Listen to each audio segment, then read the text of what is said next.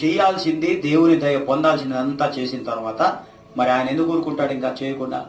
మీరు వెళ్ళండి, మీరు వెళుతుండగానే మీరు బాగుపడతారు. ప్రజలాడు హల్లెలూయా. వెళ్ళారు, బాగుపడ్డారు. 9 మంది చక్కగా అటే వెళ్ళిపోయారు. ఇంకా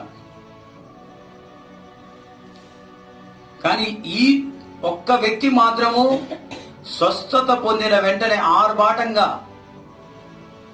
పెద్ద శబ్దముతో మొత్తుకుంటూ మహిమపరుస్తూ, ప్రభా తండ్రి స్తోత్రమయ్యా, ఎన్ని రోజుల నుంచి ఈ వ్యాధితో నేను బాధపడ్డాను తండ్రి, నీకు నా మీద కనికరం వచ్చిందయ్యా, నన్ను స్వస్థపరిచినవయ్యా అని చెప్పి పరిగెత్తుకోనొచ్చి వస్తానే కాళ్ళ ముందు పడి సాగిలపడి కృతజ్ఞతాస్తుతులు చెల్లించాను.